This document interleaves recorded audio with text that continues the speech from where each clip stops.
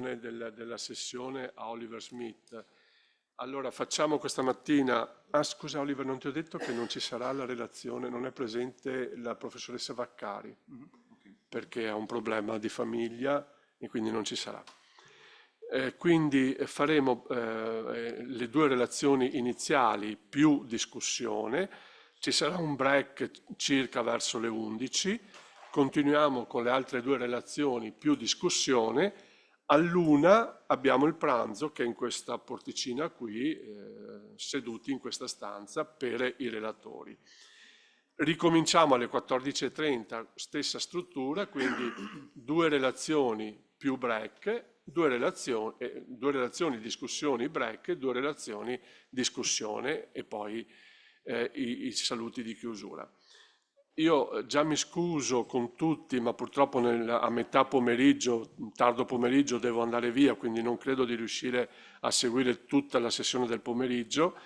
Però ecco, volevo, come dire, mettervi subito alle strette, nel senso che per tradizione l'istituto poi, sapete, fa anche pubblica gli atti di questi convegni e di solito, come dire, sollecita i relatori a mandare questi testi abbastanza, diciamo, presto. Quindi non dico, no, nel senso vi arriverà poi una mail da parte appunto della cancelleria, della segreteria, in cui vi verranno un po' le tempistiche, però ecco, di solito si cerca, come dire, proprio per le politiche dell'istituto, di non far passare più di un anno e mezzo dal convegno alla pubblicazione degli atti.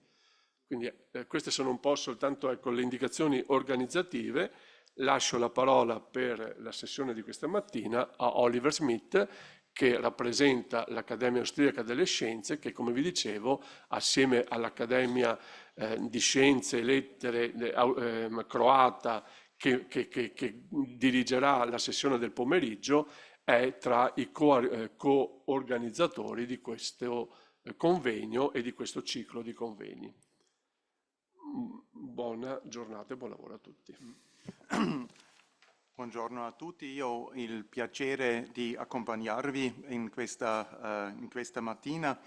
Cominciamo con una continuazione del dibattito di ieri sui grandi concetti della teoria, dell'offerta teorica. Ieri ci abbiamo concentrati soprattutto anche sull'offerta anglosassone e siamo particolarmente riconoscenti che oggi con Elisabeth Crouzet-Pavon abbiamo un rappresentante molto conosciuta della scuola francese, che come sapete tutti con la scuola degli Annales ha anche sviluppato il suo proprio concetto della spazialità e della marittimità. Mi sembra particolarmente benvenuto la possibilità di discutere anche questa prospettiva, anche diciamo dopo alcuni decenni del dibattito. Forse anche questa offerta teorica della scuola francese potrebbe essere o dovrebbe essere reintegrata nel nostro dibattito, che si è concentrato, almeno secondo la mia opinione, un po' esclusivamente su questa offerta anglosassone. Mi sembra inutile presentare la professoressa Crouzet-Pavon. Chi non ha letto il suo capolavoro Sopra le acque salse non appartiene al nostro gruppo, oserei dire, che si occupa della storia veneziana nel Medioevo, che non conosce le sue opere fondamentali, ovviamente non è all'altezza anche del nostro dibattito. E perciò lascio la parola alla professoressa Crouzet-Pavon e sono anche molto curioso come si svolgerà dopo il dibattito. Prego. Grazie infinite per questa presentazione così gentile, grazie anche agli organizzatori di questo convegno per avermi invitata. Allora, il modo migliore per iniziare questa presentazione può essere quello di evocare alcune immagini. ecco sul soffitto della sala del Senato nel Palazzo Ducale il trionfo di Venezia di Tintoretto, una regina è raffigurata con il globo terrestre ai suoi piedi, mentre Tritoni e Nereidi le offrono i loro doni. Sul soffitto, sulle pareti della sala del Maggior Consiglio, altri dipinti. 2 incendi avevano distrutto la decorazione precedente, dunque negli anni successivi alla battaglia di Lepanto si scelse di illustrare i trionfi veneziani sul mare, ma non solo. Ma già nella seconda metà del Trecento i primi dipinti che rappresentavano nella versione dei veneziani il conflitto che aveva opposto il Papa Alessandro III all'imperatore Federico Barbarossa e che si era concluso con la pace di Venezia, avevano formalizzato la rappresentazione di una storia secondo la quale Venezia avrebbe esercitato un dominio legittimo sull'Adriatico. Ecco un'altra immagine, quella proiettata dalla festa dell'Ascensione. Il rituale si trasforma e a partire del 200 il gesto dello sposalizio ricordato ieri da Egidio Ivetic diventa centrale. Esso relega in secondo piano le altre componenti della cerimonia, tra cui la benedizione delle acque marine. È impossibile qui rendere conto della complessità di questa cerimonia inerente alla mistica di Venezia, nata provvidenzialmente in mezzo alle acque e il cui commercio dipendeva di queste acque. Si capisce quindi perché la festa sparisce solo con la caduta della Repubblica. Essa soddisfaceva una necessità ontologica e qui rispondiamo a una delle domande del testo programmatico di questo convegno, quella di affermare per continuare a farla esistere la dimensione marittima della storia di Venezia. Cosa ne possiamo dedurre? Le immagini descrivono senza tregua la città lagunare come la regina del mare e la mostrano felicemente insediata nel seno protettivo dell'Adriatico. Ma nulla era più incerto di un tale insediamento in un universo di acque salmastre, paludi e terre. Il mondo della laguna veneziana è, come il nostro pianeta, un mondo terraqueo e l'uso di questo termine ci permette di proporre alcune prime considerazioni metodologiche. Questo aggettivo è generalmente riservato al globo terrestre. Non lo uso qui per raccontare in modo diverso la storia marittima del mondo e la storia dei genti sul mare, come fa parte della storiografia internazionale. Parlando di mondo terraqueo, mi riferisco a quel universo così particolare di terre e acque dove a nord dell'Adriatico si compie una parte della storia veneziana. Ma il riferimento primario al globo non deve fare emergere da questo ambiente un'immagine fissa come quella della Terra così come è stata modellata. Il tempo qui è un fattore importante. L'universo del mondo lagunare è fatto di instabilità e in questo senso è paradigmatico. L'ambiente nella storia non è un dato di fatto. Il metodo della scuola storica francese che collegava questi due blocchi di conoscenze che sono la storia e la geografia, mettendo in relazione il processo storico e il territorio su cui si era verificato, è stato fecondo, ma ha potuto anche essere vittima di un'aporia, non vedendo l'illusione che c'è nell'accostare in un studio un ambiente atemporale e la storia di una comunità umana che si svolge nella sua diacronia.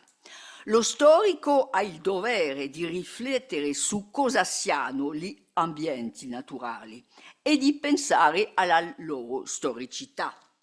Va aggiunto che la storia di Venezia è stata spesso scritta senza mai preoccuparsi di come potesse essere l'ambiente in passato.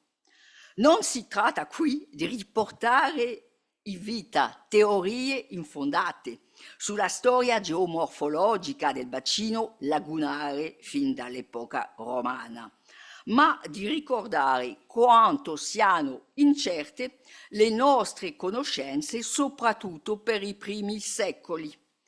Queste difficoltà euristiche si aggravano ulteriormente se si pensa che le trasformazioni dell'ambiente avvengono qui secondo una cronologia variabile e una geografia molto puntuale. Il fenomeno di subsidenza nel bacino non è affatto uniforme. Inutile dire che la stessa osservazione vale per le altre forze che agiscono, che si tratti dell'apporto delle acque dolci e sedimenti nel Medioevo, degli effetti delle tempeste o dell'innalzamento del livello del mare. L'ambiente è in continuo mutamento e queste evoluzioni sono attive in modo diverso da nord a sud, da un isolotto all'altro, da un lido all'altro. 2 esempi sono qui sufficienti. Il piccolo arcipelago di Malamocco sarebbe stato sommerso all'inizio del XII secolo. Queste isolette furono, come scrivono le cronache e alcuni storici, inghiottite dalle acque come un'Atlantide? No. È forse più probabile che il progressivo abbandono del sito sia da attribuire a un'erosione progressiva diventata irreversibile.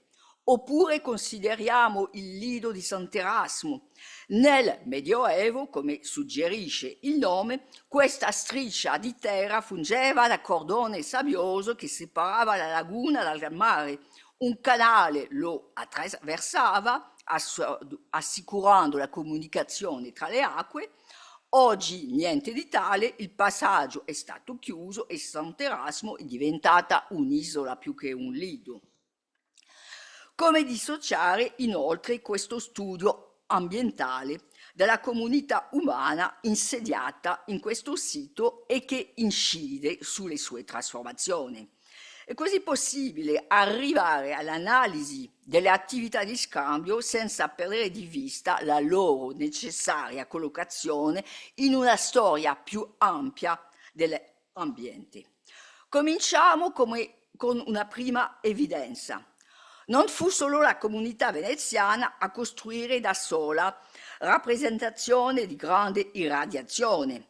Secondo giochi di specchi, rappresentazioni parallele occorrenti furono assemblate fuori di Venezia e una delle più precoci descrive i veneziani come un popolo di mercanti. Prologo c'è ovviamente Cassiodoro che evoca le imbarcazioni lagunari, poi segue inevitabilmente il testo delle onoranze civitatis papie, che ci insegna che gli uomini delle lagune erano presenti sulla rete fluviale che collegava il bacino lagunare al suo hinterland per distribuire i prodotti di commercio a distanza e procurarsi i rifornimenti necessari. Viene così raccontato un miracolo, come grazie alla posizione delle lagune, un angolo di mondo stretto tra terra e mare, poi tra Oriente e Occidente, i veneziani abbiano riuscito a trasformare le realtà di un luogo dove faticavano a soddisfare i loro bisogni primari per trovare le basi della loro prosperità. Eccoci ricchi di una serie di dati, un ambiente poco favorevole, ma delle attività commerciali che si sviluppano sfruttando le poche risorse disponibili e traendo vantaggio dalla situazione geografica e politica del bacino lagunare e dall'accesso ai diversi mercati che esso consentiva. Come sono state conciliate queste realtà contraddittorie? La storia che bisogna svelare per rispondere a questa domanda è fatta di adattamenti in costante interazione con la vita dell'ambiente. Dove si trovano le infrastrutture necessarie al svolgersi della traiettoria marittima? Nei primi secoli della nostra era si trovano al nord del bacino, dove sono stati identificati, grazie all'archeologia, alcuni insediamenti. I resti di una struttura portuale abbastanza simile nella sua tipologia alle costruzioni attestate ad Aquileia sono stati ritrovati nella zona dello Scanelo, cioè tra Burano e Treporti. La maggior parte di questi siti furono abbandonati tra il IV e il V secolo o almeno si spopolarono a causa del degrado dell'ecosistema. Ma la cronologia non è per niente uniforme. A San Lorenzo di Amiana un'antica struttura portuale viene rivitalizzata all'inizio del V secolo. L'archeologia ha fatto luce su un altro sito, quello di Jesolo Equilo, situato in un ambiente lagunare, anche se formalmente non apparteneva alla laguna. Oggi la costa si è spostata e le antiche dune di sabbie sono scomparse. Campi ricoprono l'antico sito, ma una comunità dotata di un porto collegato alla Piave Vecchia si sviluppa qui tra la fine del IV secolo e l'inizio del secolo successivi e i mercanti frequentavano questa piccola piazza per acquistare prodotti agricoli e insomma il materiale archeologico attesta per alcuni secoli una certa consistenza demografica e un sviluppo dell'attività portuale in questi isoloti. La laguna settentrionale agli albori della storia del Ducato rimane la zona più dinamica, insediamento del centro politico del Ducato a Cittadinova, vivacità dell'emporio di Torcello descritto dal trattato dell'imperatore Costantino Porfirogenito, anche se questa testimonia, come tutti sappiamo, risale a un periodo precedente alla data di redazione del testo. Ma gli equilibri demografici, politici ed economici cambiano dopo e ancora di più con l'insediamento della sede dogale a Rialto. Gli insediamenti si spostano nel bacino lagunare proprio come avevano fatto fino dalla tarda antichità lungo l'arco nord adriatico. Una selezione dei siti avviene in funzione di questi sviluppi. Rialto Venezia tende a polarizzare le attività marittime, un fatto che poco a poco ovviamente, un fatto che non è senza conseguenza sulla storia dell'ambiente. Per riprendere l'esempio di Equilo, questa comunità era insediata a un sito soggetto ad alluvione dove i lavori necessari per mancanza di mezzi, di uomini e di volontà non venivano intrapresi, il che spiega probabilmente a partire dal XII secolo le crescenti difficoltà che precedettero l'abbandono definitivo. Oppure ricordiamo la lenta morte di Torcello tra declino economico, popolazione in diminuzione e avanzata dei fanghi. Non si finirebbe mai di fare l'inventario di queste Venezie scomparse, perché il bacino lagunare è un ambiente di transizione destinato, senza l'intervento umano, a trasformarsi radicalmente. Da qui la storia che si svolge nel territorio di Rialto Venezia, fatto di continui interventi di sistemazione per riuscire a costruire e distribuire razionalmente le infrastrutture necessarie all'attività di questo porto. Troppo spesso, per spiegare l'apogeo dei primi decenni del Quattrocento, vengono elencati solo i tradizionali strumenti del potere, l'organizzazione dei traffici, a cominciare dalle mude, i successi della flotta di guerra o la padronanza di alcune tecniche commerciali e finanziarie. Non viene invece dato spazio a grandi cantieri realizzati in città né ai interventi di salvaguardia della laguna. Senza questi lavori impegnativi, la storia della potenza marittima veneziana sarebbe stata scritta in un modo diverso. Ora rivolgiamo lo sguardo a quelle azioni che trasformarono l'ambiente fino a creare un vero e proprio sistema portuale.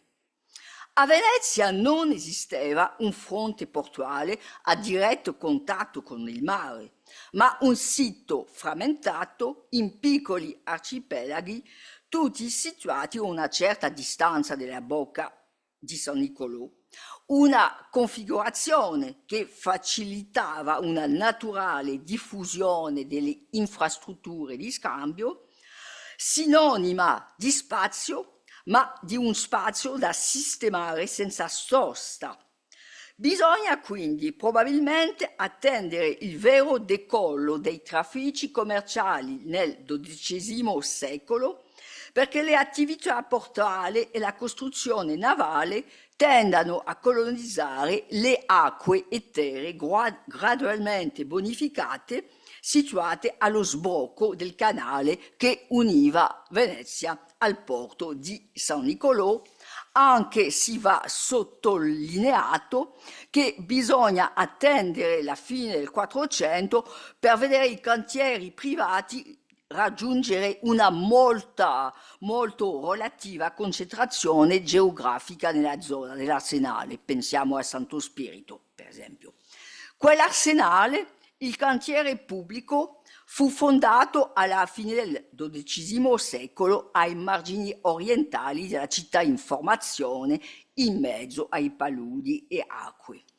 Questa cronologia, come è noto, non ha nulla di eccezionale. I lavori che portano alla creazione dell'Arsenale e delle Darsene a Genova iniziano prima, ma e probabilmente bisogna vedere in questo una peculiarità veneziana. Il comune esercita qui in modo precoce un controllo sul cantiere. Allo stesso tempo, nelle vicinanze del cantiere pubblico a San Biagio vengono realizzate alcune infrastrutture, mentre la riva meridionale viene gradualmente consolidata e attrezzata. A questo punto del ragionamento si potrebbe aprire una lunga analisi che mostrerebbe quanto il sito in cui si sviluppa Rialto Venezia sia stato trasformato e rimodellato dalla costruzione di infrastrutture portuali e commerciali. Tale studio potrebbe essere esteso fino alla serie dei lavori realizzati nei primi decenni del Trecento, che hanno permesso l'articolazione di un insieme di infrastrutture, un sistema al servizio dei commerci di transito, dalle rive del mercato di Rialto a quello del Rio dell'Arsenale, da Granai di Terranova a quelli di San Biagio, dagli uffici di Rialto alla dogana marittima di San Biagio e dovrebbe tenere conto dei nuovi cantieri dell'inizio del 400 che completano il sistema. 2 esempi bastano a dimostrare quanto lo spazio portuale sia stato ricreato o meglio creato. Consideriamo la lingua di terra che si protende nel bacino di San Marco tra il Canal Grande e il canale della Giudecca. Oggi porta il nome di Punta della Dogana perché nel 1414 in questo luogo fu costruita la nuova dogana di mare, ma in precedenza era conosciuta come la Punta della Trinità dal nome del monastero vicino. Per decenni era stata strappata dall'acqua, consolidata da sistematici riporti di terra.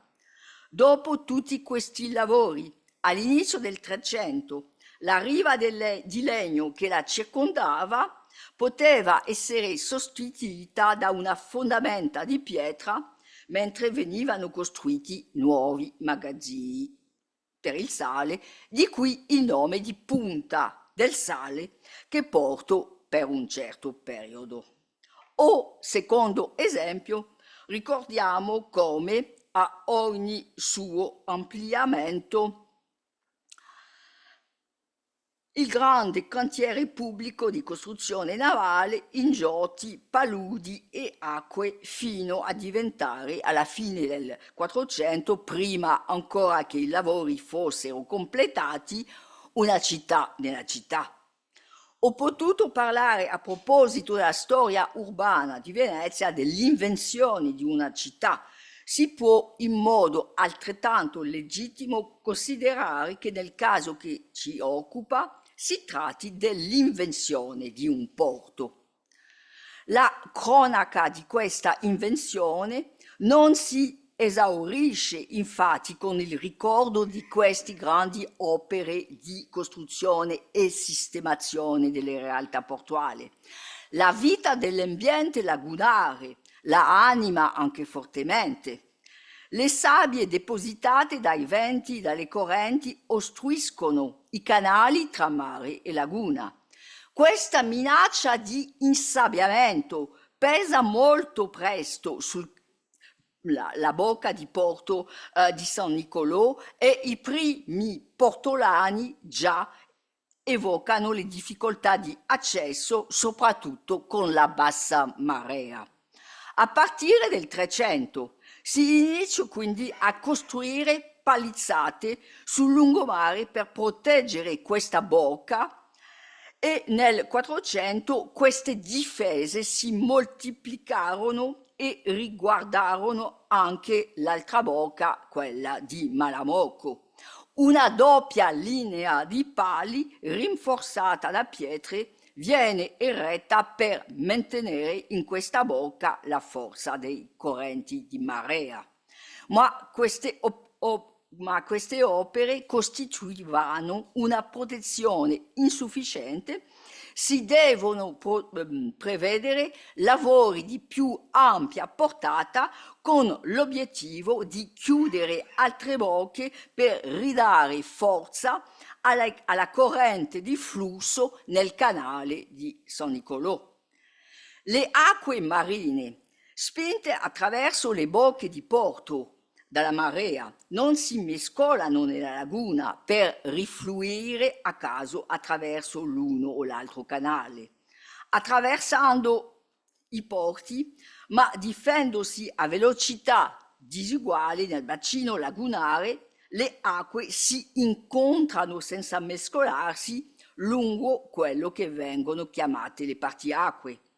Con la marea calante, le correnti inverse ripassano dal porto da cui ciascuna di essa era entrata. Esistono quindi delle linee di spartiacque che dividono la laguna in bacini disuguali. Il ritmo della circolazione marina e la velocità delle correnti dipendono dal rapporto esistente tra la superficie del bacino e la situazione della bocca di porto. La superficie più o meno grande del bacino condiziona anche la maggiore o minore rapidità di propagazione delle acque. Prima che Marco Corner analizzasse questo fenomeno nella seconda metà del 400 e ne traesse la conclusione che prelude al vero adagio dell'età moderna, Gran Laguna fa Gran Porto, già nel 300 si cercava di agire sulla portata del canale portuale. Questo spiega il tentativo di chiudere la bocca di Sant'Erasmo nel 1356. Unendo questo bacino a quello di San Nicolò, si sperava di migliorare la situazione del porto di San Nicolò.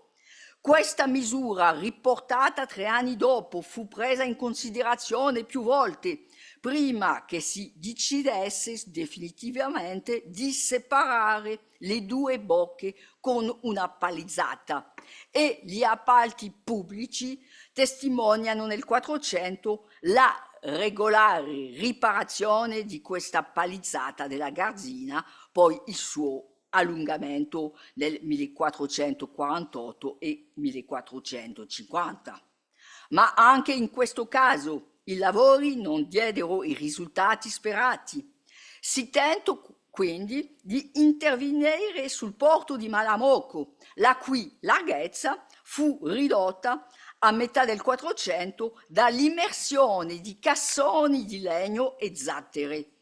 Questo dispositivo subì molto rapidamente i danni causati dalla salinità delle alghe e dalle conchiglie, identici a quelli che oggi corrodono le dighe mobili che proteggono Venezia. E dunque fu necessario fare una restaurazione già nel 1454, ma non servì a nulla. La sabbia continuava a avanzare a San Nicolò. Quando il vento era contrario e le acque basse, l'attesa all'imboccatura del canale si prolungava. In queste condizioni i piloti incaricati di guidare l'imbarcazione nel canale a volte non riuscivano a impedire che si incagliassero. Gli esperimenti continuano quindi: distruzione della palizzata della Garzina, chiusura nel 1474 del porto di Sant'Erasmo. Alla fine del 400 il porto di Malamocco supplisce quindi sempre di più, per i navi di grosso tonnellaggio, alle carenze di quello di San Nicolò, e gli ordini, anche lì appalti pubblici effettuati alle imprese specializzate nei lavori di segnaletica portuale, che fino allora si erano concentrati sulla bocca di San Nicolò, cominciano a riguardare più spesso l'altra bocca, quella di Malamocco. Cosa si può dedurre di tutti questi dati? È bene guardarsi di un primo pericolo euristico. Sì, i cantieri furono numerosi e l'azione continuativa. Non trasformiamo però la storia dell'invenzione del porto veneziano in una battaglia vittoriosa, una sorta di prefigurazione del sogno di Descartes di un uomo diventato padrone e possessore della natura. I tentativi furono numerosi, così come i fallimenti. Quanto alla conoscenza dell'ambiente, essa si consolidò solo lentamente con l'acquisizione di conoscenze sia empiriche che scientifiche. L'azione dell'autorità pubblica, committente di tanti cantieri, aumentò tuttavia. È un fatto significativo. Il finanziamento dei lavori nella laguna è pubblico, e a differenza dei cantieri in città che vengono per il più pagati dai proprietari, i padroni di casa. Gli investimenti consentono una politica ambiziosa di sviluppo del sito a sostegno dell'attività marittima.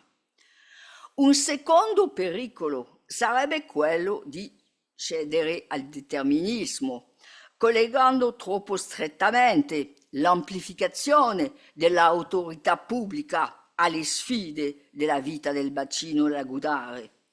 In altre città, oltre a Venezia, l'autorità pubblica ha trovato una delle giustificazioni della sua esistenza nell'azione intrapresa per fare fronte ai vincoli dell'ambiente. Pensiamo per esempio al rifornimento idrico in alcune città. Tuttavia, dunque, le illusioni di una singolarità veneziana non devono accecarci. Tuttavia, una conclusione emerge. Se non si tratta, rivitalizzando modelli di analisi un tempo applicati a alcune civiltà antiche, di fare di Venezia una sorta di città idraulica, dove le elite avrebbero mantenuto il loro potere grazie al controllo e alla gestione meno dell'acqua che delle risorse portuali, come non suggerire che l'espansione commerciale si sia realizzata grazie a una continua sistemazione dell'ecosistema lagunare e alla dinamica di un sistema politico che molto presto aveva confuso il bene della comunità con quello dei mercanti. Grazie.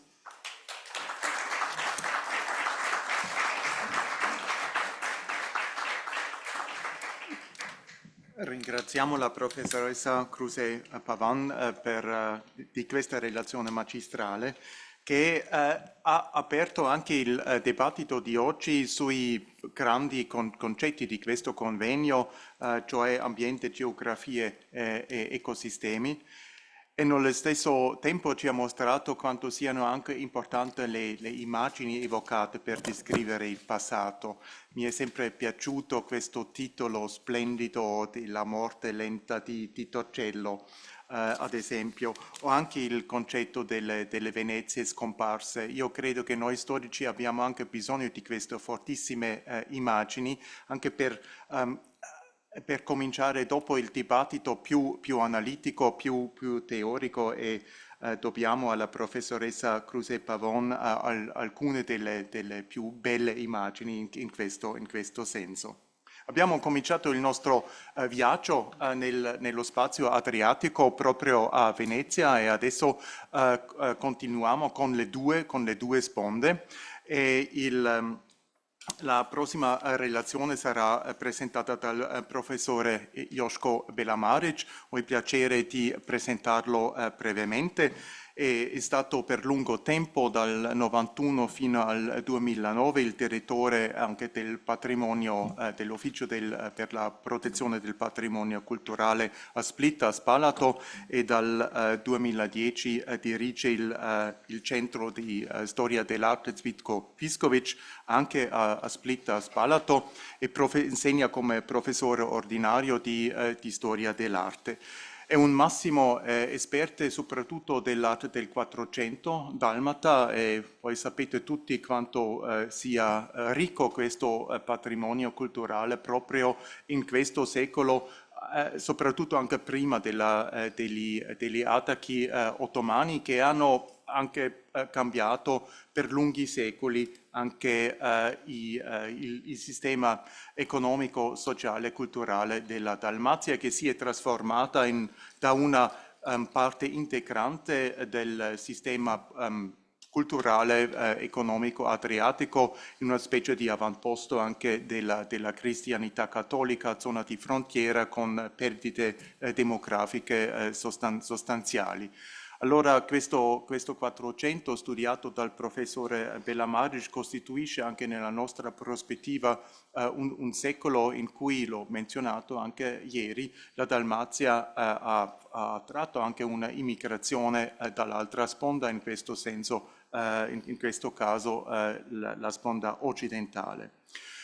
Vorrei menzionare tra la lunga lista delle sue pubblicazioni soprattutto 2 volumi che rendono anche accessibili la sua produzione storiografica, pubblicato 16 anni fa dal Književni krug, studi sulla storia vecchia dell'arte nello spazio adriatico in croato, e vorrei anche non tralasciare di menzionare il fatto che gioca un ruolo molto importante anche nella diffusione del sapere scientifico come uno dei attori principali del Književni krug, di Split, il cerchio del libro, che negli ultimi decenni ha pubblicato molte monografie sostanziali per la storia della Dalmazia, che sicuramente meriterebbero di essere più conosciuti anche in Italia. E adesso lascio la parola al professore Béla Maric. Grazie per questa gentilissima introduzione. Vorrei innanzitutto ringraziare di cuore per la calorosa ospitalità e per l'opportunità di conoscere questa prestigiosa sede da più vicino. Devo confessare che mi commuove veramente salire la scala dove all'inizio si trova il busto del mio concittadino Niccolò Tomaseo, ma soprattutto desidero ringraziare sinceramente Nela Lonza dell'Accademia Croata, che mi ha convinto a partecipare a questo convegno, anche se, come senz'altro percepirete, non sono uno storico, ma un simplex storico d'arte. Tuttavia, chi lo sa, forse anche questo potrà avere una certa utilità. Proporrei alla regia di spegnere le luci, forse sarebbe meglio.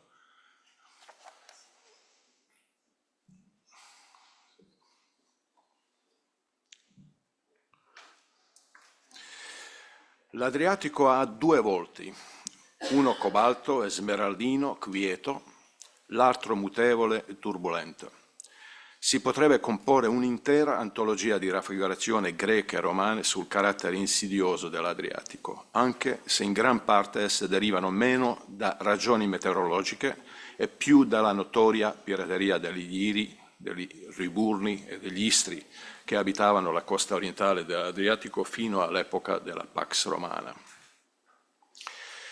I greci insediatisi sulle coste adriatiche trasformarono il paesaggio carsico introducendo nuove culture agricole e artigianali, la scrittura e nuove concezioni mitologiche.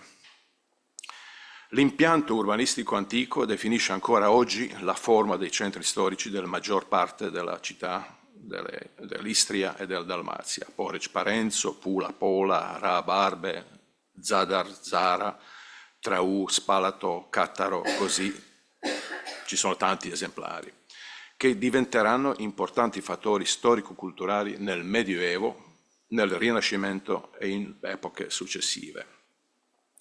Anche le città che non avevano origini antiche cercavano legittimazione in racconti mitografici, come Curzola, che si richiamava ad Antenore, o Sebenico, che si proclamava erede della colonia di Siculi, fondata dall'imperatore Claudio presso di Traù. Ma l'Adriatico non è un mare unico. Cattaro si trova in fondo a un fiordo, davanti a Ragusa si apre l'orizzonte del mare aperto, Spalato e Zara sono protette dal loro arcipelago, Traù e Curzola sono difese da stretti canali marini, Sebenico appare come una città alla foce di un fiume. Questa Fenicia balcanica, chiamata Dalmazia, è dunque composta da alcune centinaia di isole grandi e piccole e da una stretta fascia costiera ai piedi di una catena montuosa e impervia, che quanto l'Adriatico stesso le conferisce in ogni epoca un carattere singolare. La vista dalle città adriatiche raccolte nell'abbraccio delle loro solide mura era sempre rivolta verso il mare, tuttavia il loro destino era relegato all'entroterra dell'aspro continente balcanico. E vi proporrò ora, a questo proposito, una citazione spero familiare. Il giovane, partito per la strada polverosa e risalendo scarpate rocciose oltre Split, si allontanò dal mare e dall'ultima vegetazione lussureggiante. Quando dopo 9 miglia si fermò sul valico roccioso che dominava Clis, gettando uno sguardo sul paesaggio deserto e selvaggio che gli spalcava dinanzi, sulle alture color piombo, fu assalito come dal soffio di un strano silenzio che proveniva dal versante bosniaco, il silenzio sconosciuto di un mondo nuovo. Si avvolse alle spalle nel mantello, si strinse al suo cavallo e in tal modo mise piede in quel mondo nuovo di silenzio e di incertezza. Si indovinava già la Bosnia, una terra cupa, e si avvertiva già nell'aria una sofferenza gelida, muta e senza ragioni apparenti. Sulla cortina della catena delle Alpi Dinariche per secoli si separava l'aspro deserto dell'entroterra delle città dalmate dalle distese marine che conducono verso i lidi della civiltà oltre il mare. Dietro le colline, ogni valle, chiusi come tasche misteriose, la natura poteva trasformarsi in trappola. Era un topos barocco. Se vi avventurate lungo attraverso scarpate nude e rocciose sopra Cattaro, Dubrovnik, Spalato, Traus e Benico, compatti come modelli nelle mani delle statue dei loro santi protettori, quando vi allontanate dalla loro armoniosa architettura, dai vigneti e dagli olivetti baciati dal sole, e il mare resta alle vostre spalle, vi troverete davanti al silenzio selvaggio di un mondo diverso, come il giovane console Amadè de Fossé della cronaca di Travnik di Ivo Andrić, da dove è tratto il citato passo. La struggente esperienza del concedo della sottile striscia di Dalmazia, che si stendeva sotto la cresta delle montagne, che viste dal mare assomigliano alla grande muraglia cinese, viene ripetuta con orrore poetico da decine di viaggiatori. Già nel Cinquecento la Dalmazia si troverà sotto la minaccia quotidiana dei turchi. I confini di Spalato sono sul fiume Fiadro, quelli di Trau sopra i mulini del Pantan, a pochi chilometri dalla città. Quando invece il mercante gallese Peter Mundy nel 1620 scende dall'entroterra balcanico sotto dominio ottomano a Spalato, sospirà di sollievo per essere tornato nella civiltà cristiana, in una città sul limes europeo, dopo settimane di viaggio lungo i tortuosi percorsi carovanieri. Tuttavia, lo spazio dietro a quella grande muraglia non è sempre stato deserto e vuoto.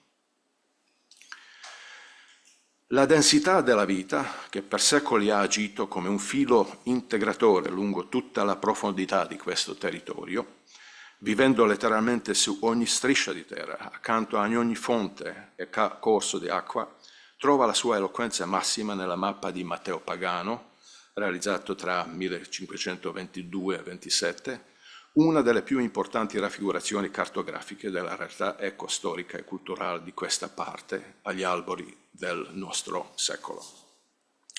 La carta di Pagano ci affascina perché restituisce l'intero spazio tra la Carca e Zermania, al di sotto della Lica e della Dinara, nell'ultimo istante storico prima del disfacimento sotto la marea turca.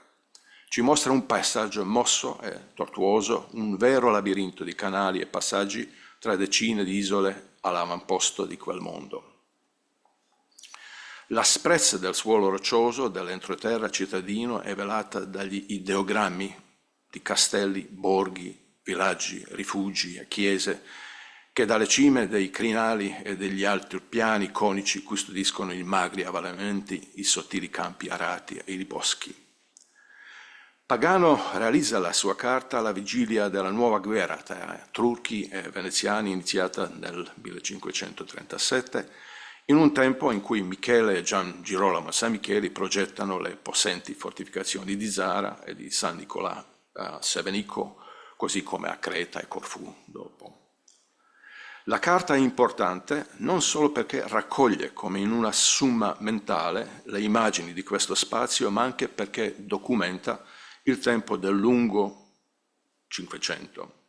Nei primi decenni i turchi, devastando il territorio di Sebenico, portarono in schiavitù 70.000 persone. Il sindaco veneziano nel 1555 annota come la maggior parte del 300 villaggi sia stata resa al suolo e incendiata, e che solo 15 restino abitati lungo la costa. La città diventava così il fulcro militare e strategico dell'Adriatico veneziano. Il paradosso è che la sua sopravvivenza dipendeva principalmente dalla vendita del sale ai sudditi turchi e dai mulini lungo il fiume Carcà, e che con 8.200 abitanti contro 3.000 di Spalato e 6.500 a Zara restava comunque la città più densamente popolata della Dalmazia. Le migrazioni organizzate dai contadini dell'entroterra a ondate investirono questo territorio già dalla seconda metà del 400 e soprattutto dopo la metà dei 600 e 700 portarono incrementi demografici come in poche altre città costiere. Sebenico in 2 o 3 grandi flussi visse una quasi totale trasfusione demografica, tanto che già a metà del 700 scomparve tra 3 quadri dei cognomi originali. La città è indicatore più affidabile della modernità della storia europea dell'età moderna. Nello spazio croato ce ne erano allora relativamente molte, qualunque cosa si pensi del loro urbanesimo. Tuttavia la gran parte di queste città si trovava ai margini dello spazio croato, allora fortemente segnati dai confini imperiali asburgici, veneziani e ottomani. Anche le antiche città lungo l'Adriatico e sulle isole erano, ciascuna a suo modo, città di confine, sospese tra mondi e poteri diversi. Per un attimo abbiamo messo a fuoco Šibenik, ma avremmo potuto altrettanto bene concentrarci su Trogir Split. Nel 1463 il potente dominio ottomano conquistò la Bosnia, spingendo il suo potere fino ai confini della Croazia, nell'entroterra delle città della Dalmazia. Numerosi documenti attestano l'accoglienza della nobiltà in fuga della profondità dell'entroterra a Zara, a Sebenico, a Spalato, Lesina, Curzola, dove la nobiltà bosniaca veniva trattata con tutti i diritti aborigene. In una sola generazione il dominio turco, la Bosnia, si trasformò in un saldo bastione dell'espansione politica ottomana. La Dalmazia si troverà già all'inizio del Cinquecento sotto la minaccia quotidiana dei turchi. Cade il 12 marzo 1537 Klis, pianta a Roma. Dalle mura di Spalato risuonano il canto del gallo turco e del muezzin che invoca Allah. Con sanguinosa ironia della storia, il vincitore Husrev-bek, annunciando la vittoria al sultano, propone di erigere una città sulle rovine di Salona e di colonizzare quel luogo dei martiri cristiani con i eroi dell'Islam. Il generale veneziano in Dalmazia, Camillo Orsini, suggerisce al suo governo di cedere Spalato e la media costa ai turchi. Eppure il muro marittimo resiste nonostante la terribile crisi economica e demografica nello stato d'Amar, in parte grazie anche alla cortina delle montagne e principalmente, come afferma il sindaco Antonio Diede, grazie alla forza del valoroso petto della popolazione locale. Un territorio 4 volte più esteso della Lombardia, osserva proprio Niccolò Tommaseo, spinta tanti abitanti quanti 4-6 parrocchie milanesi. L'intero territorio nel 600 divenne una vera e propria fortezza. L'ampio perimetro attorno a Zara, Sebenicco, Traù, Spalato e Cattaro si trasforma in età barocca in un prezioso meccanismo di terrapieni, fossati, piattaforme esterne, bastioni aguzzi, tenaglie, un sistema complicato come gli orologi barocchi.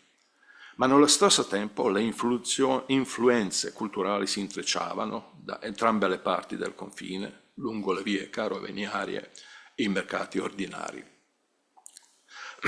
Il cambio dei conti veneziani a Spalato si concludeva ritualmente, già dal metà Cinquecento, con la consumazione del caffè turco nel palazzo del rettore sulla Piazza Grande.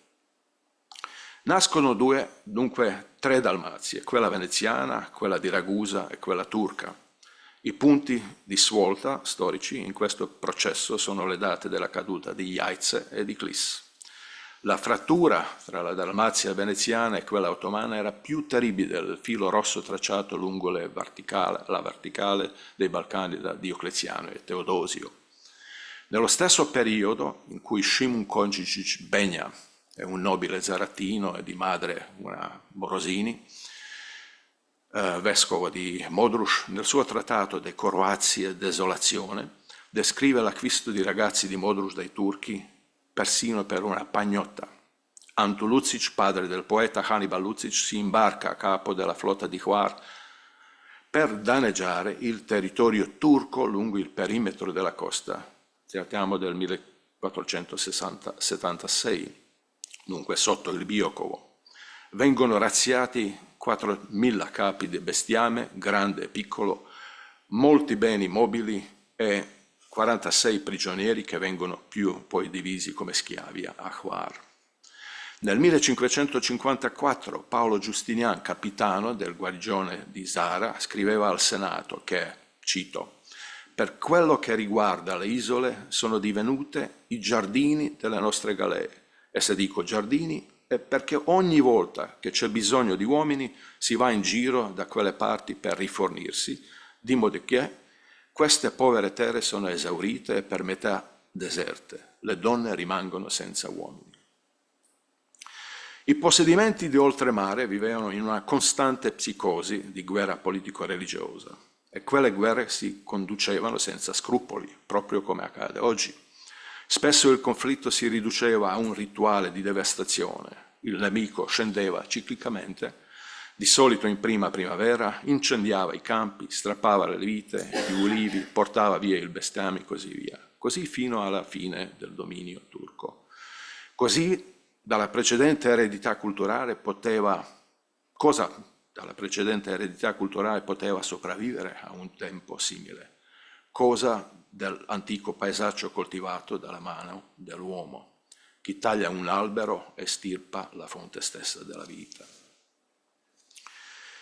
In questo spazio, dunque, nei 2 secoli e mezzo, si sono intensamente intrecciati i fasci spirituali cristiano e islamico, particolarmente l'entroterra della Dalmazia, nella seconda metà del Settecento, emergeva non solo come risorsa economica intatta, ma anche come un vero e proprio endemismo civile nel cuore dell'Europa illuminata.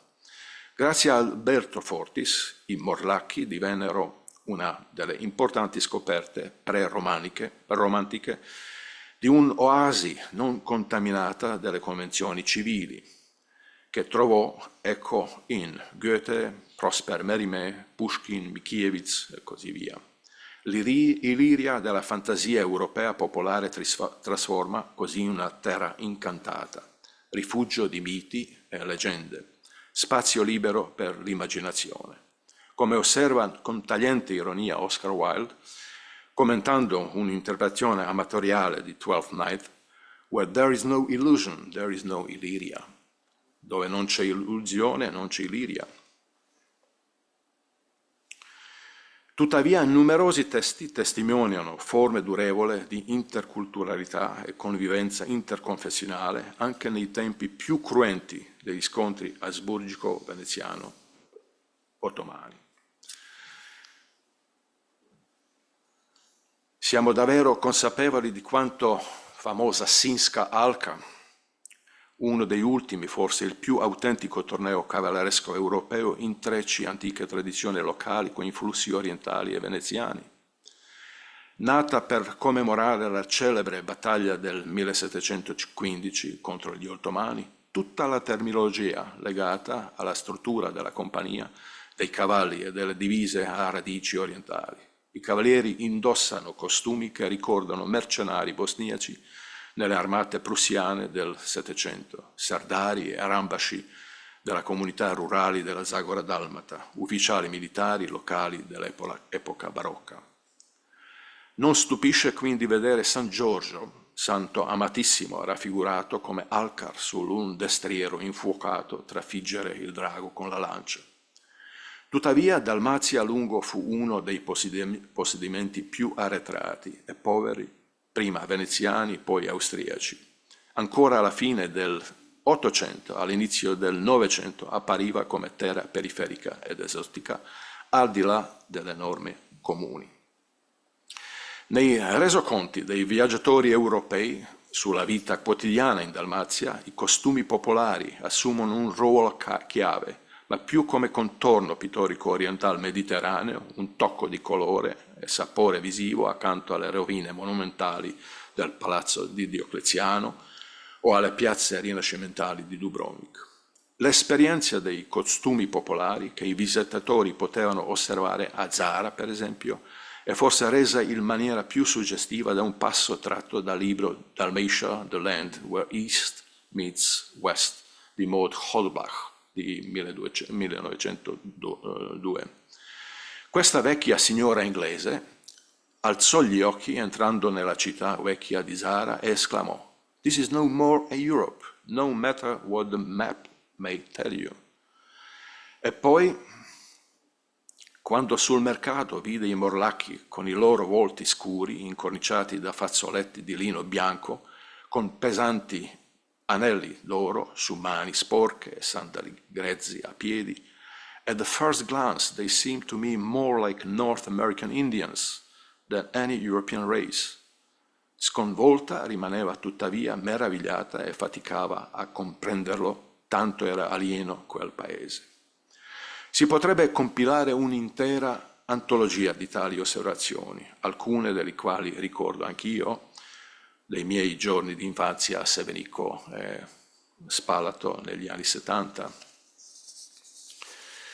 La Dalmazia era composta dunque da tre diverse realtà fisico-geografiche e da ambienti antropogeografici distinti, abitati dal tenace uomo della Zagora e dal riservato e parsimonioso isolano che si incontravano in una unica retorta di civiltà nelle città costiere. Tutte queste nostre città adriatiche, infatti, per secoli, sino dalla loro origine fino a ieri, sono state pervase da tratti etnografici ben riconoscibili. Ciò non riguarda soltanto il carattere agrario della Spalato medievale, per esempio, ma anche la costante pressione osmotica tra la città, il suo immediato entroterra e le zone retrostanti. Spalato, tuttavia, soprattutto nel corso dell'Ottocento, visse un continuo conflitto tra il centro urbano e i sobborghi, rifiutando di realizzare un'unità comune, come afferma Bogdan Radica, un valoroso storico spalatino. Se la Dalmazia non è mai stata un insieme coerente, aggiunge con pessimismo, e se chi nasceva a Zara si sentiva diverso da chi era nato a Ragusa e a Cattaro, per non parlare di quelli che scendevano dalle montagne o arrivavano dalle isole, neppure Spalato fu mai un tutto unico. Tra la Spalato cittadina e quella dei sobborghi esistono profonde differenze psicologiche. Ragusa occupava un posto del tutto particolare, a sé stante. Le carte di archivio di Ragusa, porto occidentale della Bosnia in un certo momento, testimoniano l'intensa vita economica dell'intero Balcanico ottomano, su cui Dubrovnik fondò il suo slancio durante il 400 e 500. Lo Stato di Dubrovnik diffondeva il suo capitale in tutto il Mediterraneo, intrecciandolo con le rotte commerciali, enclavi e missioni diplomatiche. Attraverso la città l'Europa scopriva il commercio ottomano e non suonano strani oggi i consigli di un poeta raguseo. S Bogom se ti združi i mimo sve ino i dvori i služi otmansko kolino. Con Dio ti unisci e con voglia invana servi e obbedisce la stirpe ottomana. Ragusa praticamente monopolizza il commercio balcanico. Senza eccellenti rapporti vassali con il vasto impero nell'entroterra non si potrebbe nemmeno immaginare cosiddetta l'età d'oro economica e culturale di Ragusa. Sfruttando la sua posizione su una stretta fascia costiera, nel punto in cui la catena montuosa impervia si apre verso l'interno del subcontinente balcanico, Ragusa emerse nel tardo medioevo come il porto più importante dell'Adriatico orientale. Quel entroterra fu per secoli il suo serbatoio vitale, la fonte di cui traeva continuo rinnovamento umano e economico. D'altra parte, la penisola appenninica, allora il cuore della cultura mondiale, si trovava un solo giorno di favorevole navigazione. Così Ragusa rimase per secoli legata da 1000 fili, politicamente, religiosamente, economicamente e culturalmente a entrambi quei mondi. Non è del tutto spiegato come Dubrovnik, tra tutte le repubbliche embrionali del Medioevo, poiché ogni città dalmata, con il proprio diritto romano, con trattati che salvaguardavano il commercio su entrambe le sponde dell'Adriatico e con istituzioni culturali e religiose già sviluppate, avrebbe potuto diventare repubblica. Dunque, come Dubrovnik sia riuscito a ottenere gli attributi della sovranità e trasformarsi in uno stato continentale col mare arcipelago. Eppure, su questa piccola scena seppe assumere un ruolo commerciale e morale del tutto sproporzionato rispetto alle proprie dimensioni. Nel corso di 6 secoli, Dubrovnik ha affinato gradualmente la propria identità e integrità sociale, politica, culturale e morale, mai superando i 6.000 abitanti entro le mura e 30.000 nel territorio circostante, evitando ogni eccesso di teatralità nella propria storia. Si è scritto molto sui lunghi e faticosi tentativi della città di conquistare quanto più territorio possibile e di trasformarsi in uno stato continentale con accesso al mare. Quei pionieri di Ragusa avevano dunque, come i Fenici di Didone a Cartagine, tanta terra quanta ne può coprire una pelle di bue. Dalla città, con il più piccolo Ager di tutte le municipalità dalmate, si sviluppò passo dopo passo, metro dopo metro, la città sotto stato protetta da un significativo cordone territoriale. La tenace volontà di Ragusa di espandere il proprio territorio è particolarmente evidente nello sforzo, a partire dagli anni *80 del XII secolo, di ottenere il controllo dell'arcipelago del Dalmazia centrale, a Korčula, Brač, Hvar. Aspirazione si dissolsero però con affermarsi del dominio veneziano consolidato dopo 1420. Nello stesso periodo i re di Ungheria offrirono a Spalato il possesso di Klis, ma la piccola comunità, orgogliosa delle sue mura diocleziane, lo rifiutò. Mai ebbe intenzione di volgere lo sguardo verso la isola di Brač, di fronte per esempio.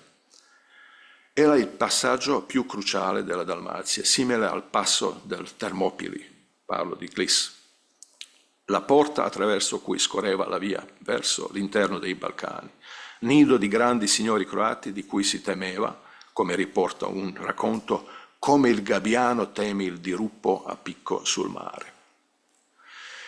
Allora, la Dalmazia medievale era composta da minuscoli territori, Spalatino, Traurino, di Sebenico, di Polizza, di Omiš, insulari, ma ciascuno contraddistinto con tratti particolari. Il loro aspetto, rapporto con il continente e con il mare, era però determinato, salvo il caso di Dubrovnik, soprattutto dalla dinamica della politica europea più ampia. Zara, l'antica Jader, città pianificata, centro di una fiorente colonia romana, non sorse direttamente ai piedi delle montagne come le altre città della Dalmazia, ma su un piccolo promontorio simile a Arbe, Parenzo ed Epidauro. La più grande pianura fertile della costa adriatica la separa dal massiccio del Velebit, mentre davanti alla città si stende un arcipelago di 3 file, composto da circa 300 isole e scogli, paralleli alla riva come sentinelle del mare. Dopo la pace di Zara del 1358, la città si impose come tappa strategica sul meridiano angioino tra Napoli, Ungheria e il Baltico. Nel periodo veneziano Zara fu capitale della Dalmazia, ma restava pur sempre una città di guarnigione. Il rapporto con il mare e con il continente era comunque determinato più spesso dalle grandi politiche imperiali, sia da Trieste asburgica, Zara angioina, sia da Spalato veneziano. Dalla fine del Cinquecento il commercio di Dubrovnik con la Turchia comincia a declinare, poiché mercanti stranieri conquistano sempre più spazio nei mercati ottomani.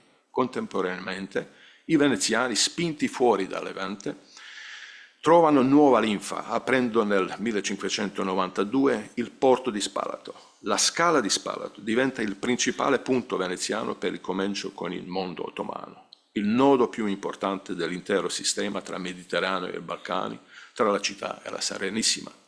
La costruzione del lazzaretto, nel contesto delicato dei rapporti tra Venezia e i turchi, si eleva e impresa di portata economica, geopolitica e civile. Oltre ai vantaggi finanziari, pubblici e privati, favorisce la pacificazione dei confini e tutela la popolazione. Con i suoi circa 10.000 quadrati, è il più grande complesso del genere sull'Adriatico orientale, occupando quasi un quinto della città. Il suo impianto influenza l'intera struttura difensiva di Spalato e così via. E per concludere, brevemente, direi che la storia della Dalmazia emerge come un intreccio complesso tra mare e montagna, tra civiltà costiera e aspro entroterra. Le città adriatiche, fortificate e resilienti, hanno saputo sopravvivere a guerre, inclusioni e migrazioni, diventando nodi strategici culturali in un territorio di confine. Allo stesso tempo l'entroterra e le isole hanno conservato una vitalità e una ricchezza di tradizioni che hanno nutrito miti, leggende e fantasie. Così la Dalmazia, pur periferica e spesso minacciata, ha rappresentato uno spazio di convivenza interculturale e di continuità storica, dove la durezza del paesaggio e dei conflitti si bilancia con sorprendente resilienza umana e creativa. Grazie.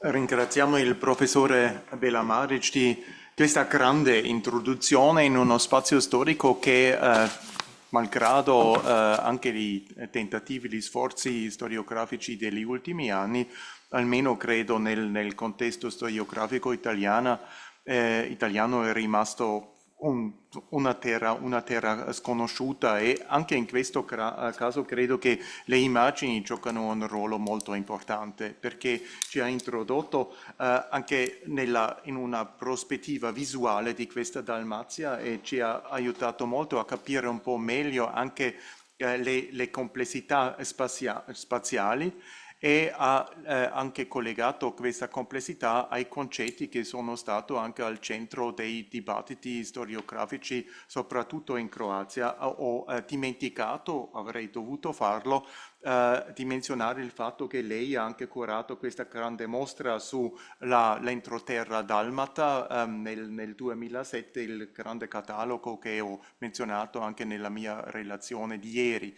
Allora ci ha familiarizzato anche con questo concetto delle 2 o delle 3 Dalmazie. Le 2 anche evocate nell'opera di Egidio Ivetic, questa Dalmazia marittima e la Dalmazia continentale, ma io credo che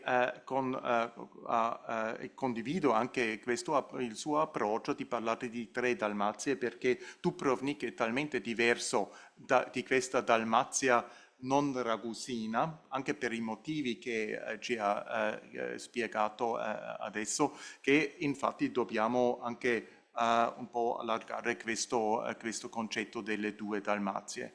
Comunque per noi che vorremmo anche capire un po' meglio anche l'interconnessione tra gli spazi marittimi e l'entroterra, la Dalmazia è un caso particolarmente interessante perché comunque ha sottolineato anche gli scambi economici, anche sociali, demografici tra l'entroterra e la costa, ma comunque rimane il fatto che questa catena delle montagne dei Dinari costituisce anche una frontiera culturale che si riflette prima di tutto, e questo vale anche per noi storici, nel patrimonio archivistico.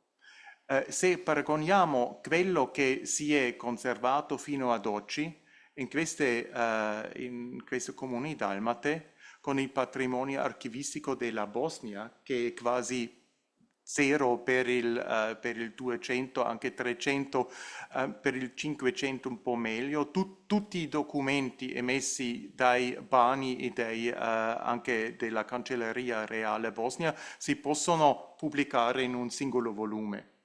E se paragoniamo questo con la ricchezza degli archivi dalmati, sono particolarmente attivi i specialisti della storia di Dubrovnik, ma anche ad esempio a Zadar, a Zara, gli storici archivisti croati hanno cominciato a pubblicare anche un po' il notarile, ma è talmente ricco che questo è un compito assolutamente impossibile già per il 300, e non parliamo del 400, il 500 non è stato esplorato dagli storici con pochissime eccezioni. Questa è la situazione.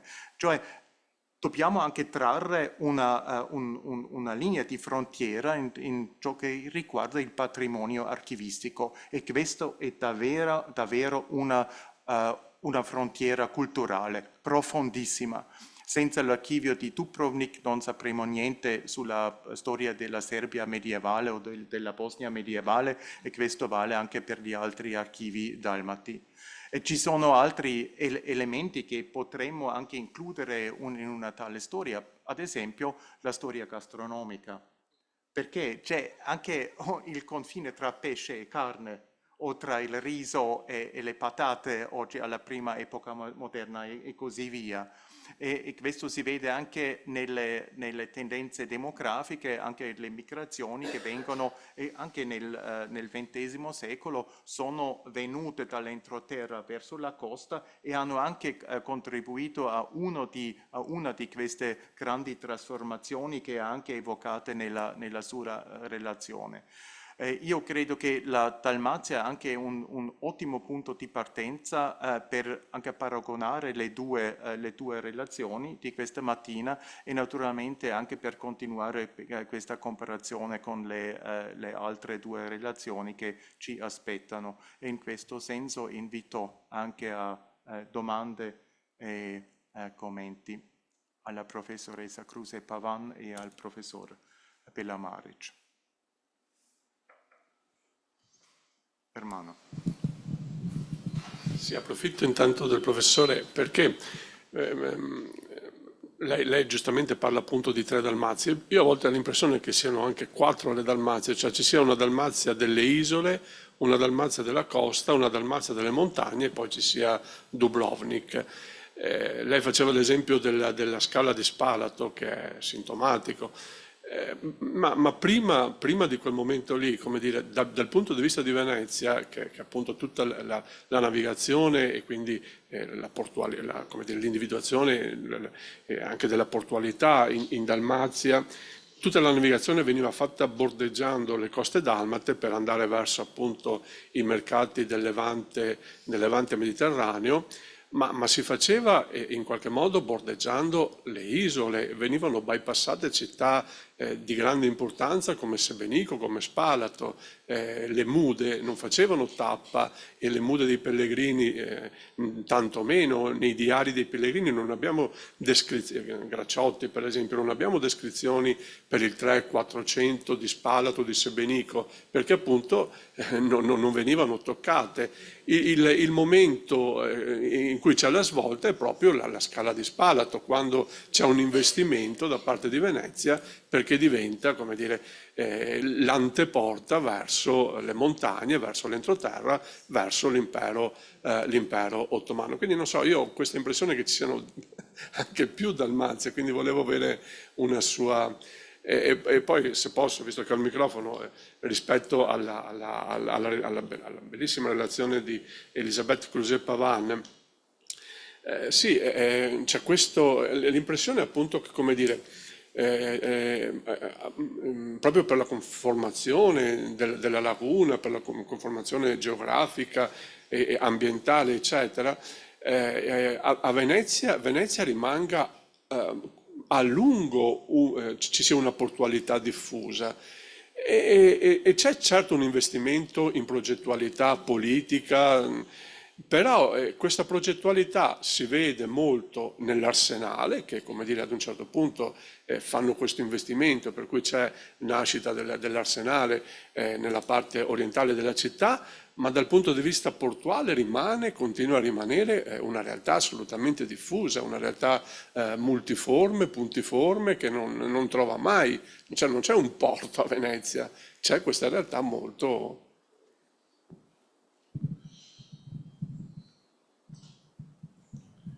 È un'osservazione abbastanza interessante, ma dipende dal punto di vista, questo è diciamo prospettiva proprio veneziana, da noi come Dalmazia è proprio un ente intero, no? Ma evidentemente si vede che Venezia era interessata proprio per assicurare questa trasversale. Stessa cosa come nell'epoca giustiniana, per esempio, no? Per esempio, ieri lei ha menzionato Krešimir Kužić, che è un valente storico che ha pubblicato un bel volume con i diari dei pellegrini tedeschi. Dunque, 150 di loro hanno descritto in qualche modo, diciamo, approdo a Zara. 80 di loro si sono fermati a Lesina, 50 a Curzola, quasi ognuno a Ragusa. Solo uno ha fatto una deviazione a Spalato. Dunque in quel momento si parla del 400, prima metà del 500, Spalato, prima del lazzaretto della Scala, era fuori. E questo spiega anche questa matta idea di quel Ursini che ho menzionato di cedere Spalato con diciamo, Dalmazia centrale ai turchi, perché non interessava in quel momento, no?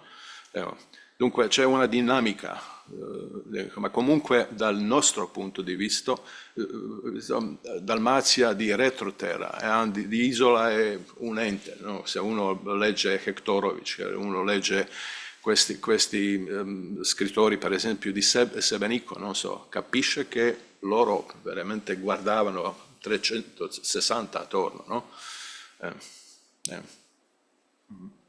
Grazie, prego. Grazie. Sì, ovviamente sono d'accordo con te che la portualità è diffusa già dall'esistenza di più bocche di porto e del gioco in effetti che si fa tra queste diverse bocche di porto. Cioè, anche si vede la difficoltà che hanno le autorità per controllare la contrebande, in effetti risulta da quell'esistenza di bocche diverse. Dunque su questo non c'è discussione e che il problema e anche diciamo la cosa molto positiva sia questo spazio enorme a disposizione che deve essere modellare e creare. Però dall'altra parte si crea un vero sistema portuale e veramente i lavori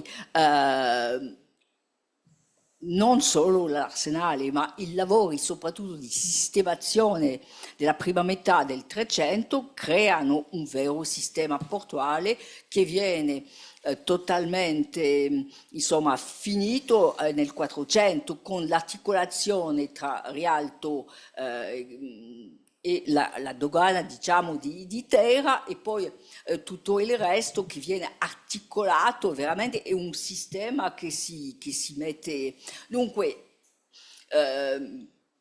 diffusione su questo non c'è dubbio, ma anche questo sforzo di organizzazione delle attività e dello spazio che ci sono veramente investimenti considerevoli e quello che anche molto interessante nel caso veneziano e soprattutto quello che per me è un po' un punto di domanda, come mai non si prende mai in conto nella riflessione sull'ispezione marittima veneziana in effetti questi lavori costanti e investimenti costanti allora, in città per creare questo sistema portuale, ma anche nella laguna per veramente senza questi investimenti considerevoli, cioè il porto non funziona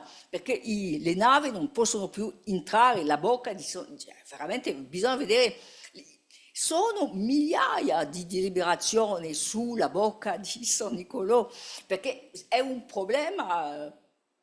Cioè, se non entra più niente nella bocca di San Nicolò, veramente hanno anche delle difficoltà continuare con questo sito, continue, cioè, lo sforzo, cioè, gli investimenti, è difficile di fare calcoli veramente perché abbiamo tutti questi appalti, dunque si potrebbe fare un po' di calcoli, ma ovviamente non ha senso perché manca una parte della documentazione, non abbiamo tutto, abbiamo solo spesso una parte dell'appalto senza avere la cifra, insomma, per quale viene commissionato il lavoro, però sono veramente investimenti considerevoli e lì è veramente il pubblico che paga. E ripeto, è molto molto interessante nel fatto che normalmente fa pagare assolutamente gli altri, cioè i padroni di casa, a parte insomma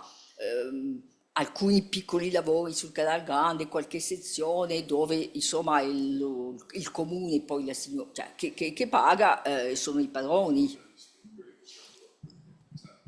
Dunque lì veramente sono investimenti considerevoli modellare questo gioco di interazione costante con l'ambiente, insomma, che, come ho detto, ho cercato di mostrare, cambia in considerazione e questo fatto non è preso assai in considerazione. Se posso fare una battuta, no? La storiografia non lo considera molto perché ci ha pensato la cosa qua. Se posso aggiungere una osservazione immagine all'ultimo intervento del professor Pellamaric, io credo che infatti noi se consideriamo tutti questi concetti spaziali proposti negli ultimi anni, dimentichiamo spesso che esisteva già all'epoca in Dalmazia un pensiero spaziale che purtroppo non è così conosciuto, diciamo, nell'ambito della mediterranistica, perché finora abbiamo studiato soprattutto anche tutte queste relazioni di viaggio dei pellegrini, e Kružić a proposito ha anche pubblicato un bell'articolo sui viaggiatori ebrei, anche non soltanto questi tedeschi, ma comunque rimane una terra incognita questo pensiero spaziale dalmata, soprattutto quando ha trovato la sua espressione nella varietà ciacava del croato, che anche per stranieri che leggono più o meno il croato come me, è presente anche delle difficoltà e ci vuole nel nostro contesto forse anche un contributo proprio su questa spazialità nella teoria, anche nella prospettiva degli umanisti e dei grandi pensatori anche dell'epoca barocca. E forse possiamo ragionare anche con la professoressa Lonza che forse per gli atti potremo convincere un collega croata specialista in questo campo di studi di offrirci qualcosa. Perché ho menzionato brevemente ieri che non soltanto Hektorović, ma anche Vinko Pribojević è un gran pensatore, anche un gran ideatore anche di spazi culturali e non soltanto dalmati, perché lui sta anche all'inizio di un pensiero in categorie di un grande mondo slavo. E il punto di partenza era Dalmazia. Sappiamo anche nel Settecento c'era menzionato Fortis, e Fortis e nel seguito anche Larry Wolff ci hanno presentato la Dalmazia come di un lato un spazio esotico, da un altro lato anche un spazio di interventi di riforme politiche veneziane. Ma si dimentica che anche nello stesso tempo è stato lo spazio di una grande iniziativa culturale slava, proprio quello di Zmajević, di Karaman, anche di sviluppare una grande lingua slava comune per la missione cattolica dello spazio slavo ortodosso. E proprio Wolff e tutti gli altri che anche per motivi diversi hanno tralasciato questa connotazione, anche questa dimensione slava della Dalmazia settecentesca che fa parte integrante di questo spazio culturale. Erano gli arcivescovi di Zadar, di Zara, che hanno preso questa iniziativa anche per rinforzare la posizione e la funzione della Dalmazia come ponte culturale tra la curia romana e un mondo che andava al di là dei stretti confini della Dalmazia. E proprio perciò proporrei anche che anche questo convegno servirebbe per integrare queste dimensioni in un dibattito sui due mari che bagnano l'Italia. Allora, ci sono Egidio Ivetic, il prossimo e poi continuiamo. Grazie, io ho una riflessione su entrambe le relazioni, poi sento cosa ne pensate. Allora, la professoressa Creuset-Pavin ci ha spiegato appunto il problema della laguna. Volevo chiedere il problema della gestione della laguna, no? Che poi va avanti anche nell'età moderna. Insomma, abbiamo la deviazione dei fiumi, e il Brenta, e la sistemazione del Sile che va tutto attorno, le foci del Piave, e poi anche per evitare il congiungimento del Po con l'Adige abbiamo noi il taglio del Po, ma siamo nel 600, quindi c'è un intervento da parte di Venezia sul proprio contesto, proprio con pochi paragoni qua solo con i Paesi Bassi, con l'Olanda, col sistema dei fiumi in Cina, su scala globale sto parlando. Però ovviamente questa laguna coincide con il Dogado, no? L'ha studiato per 200-300 Ermanno. Il Dogado è lo stato originario, no? In sostanza, fino alla quarta crociata è l'unico stato ducato. E io stavo ragionando mentre l'ascoltavo, insomma, questo Dogado è, oltre ad essere un'entità politica, no? È lo Stato di Venezia, su una scala, e poi mi ricollego con la Dalmazia, sulla scala del Mediterraneo è una regione per metà lagunare, ma anche più, si parlava di 7 mari, no? Da Ravenna fino a Grado, no? Tutto un sistema di interconnessioni.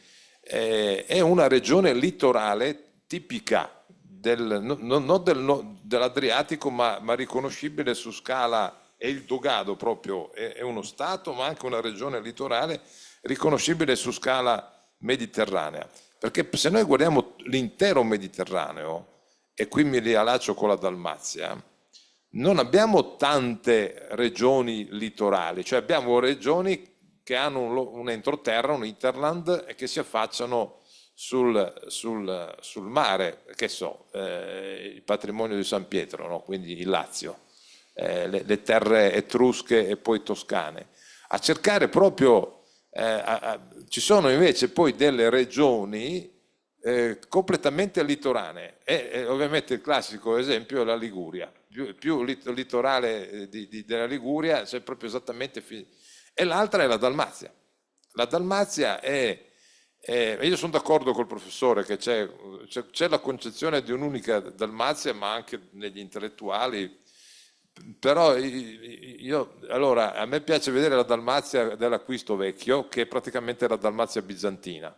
Quindi tra la Dalmazia bizantina e la Dalmazia dell'Acquisto Vecchio, e per dire c'è tanta confusione anche, per esempio negli Atlanti storici, per esempio quelli italiani puntualmente, sempre danno nel 400 la Dalmazia che arriva al confine di Passarovic, invece non è vero, lo sappiamo bene. Lei parla di Sebenico, città a me molto cara, ma io ho visto i documenti, per carità, pubblicati nel Monumenta dell'Accademia jugoslava, i documenti di metà 400, Sebenico è già veneziana, ovviamente costruiscono la cattedrale e si lamentano che dove ci sono i mulini sulla Krka ci sono gli scontri, dicono, con i croati e con i morlacchi, ma i mulini sono al confine con la Croazia, questo è il punto. Anche in Croazia si dice Dalmazia interna, ma storicamente è Croazia, quindi diventa Dalmazia interna con le conquiste veneziane. E poi lì c'è il problema che cambia anche la struttura demografica, che arrivano gli ortodossi, i morlacchi, eccetera. Allora diciamo che il concetto di Dalmazia interna diventa anche un concetto di un contesto multiculturale e multiconfessionale. Ma prima dei turchi non ci sono dubbi anche nelle fonti veneziane, da lì anche Dux Dalmaticorum e Dux dei Croati, nel senso che è una regione litoranea che ha l'interno, e l'interno si chiama Croazia. Ecco, questa c'è la costa, così almeno, perché è l'eredità bizantina che va avanti fino al 400. E l'Acquisto Vecchio, per me la Dalmazia, Cherso e Russino, per me è sempre Dalmazia, quindi io sono ancien regime da questo punto di vista, cioè lo spostamento austriaco per me non funziona, perché non capiamo allora la logica delle isole, no? E allora sia il Dogado che la Dalmazia sono paragonabili alla Liguria, ma poi non è che abbiamo tante altre regioni litoranee, perché andiamo a vedere cosa abbiamo in Spagna. Abbiamo l'Andalusia, che si è formata come si è formata, abbiamo Murcia, abbiamo la comunità di Valencia, ma non è solo un litorale, va anche all'interno, abbiamo la Catalogna, l'Occitania era molto più grande, quindi alla fine la Costa Azzurra è un prodotto tutto sommato recente. Altri paragoni storici, bellissimo questo, io vedo un prototipo storico nella Fenicia, no? Che anche lì storicamente si crea il Libano, ma il Libano è un po' come la Dalmazia, no? C'è una striscia di terra, poi c'è il Monte Libano e oltre il Monte Libano c'è questa valle che si chiama Bica, molto fertile, no? E poi c'è Damasco. E lì veramente sono contesti paragonabili alla Dalmazia. Cioè, voglio dire, quando ragioniamo in termini Levante, Ponente, ma di Mediterraneo, mi pare che dentro l'Adriatico abbiamo due contesti che sono riconoscibili su scala mediterranea. Da lì il Dogado, perché e noi lo sappiamo che la stazione di Mestre è Contado di Treviso, cioè la stazione di Mestre dov'è?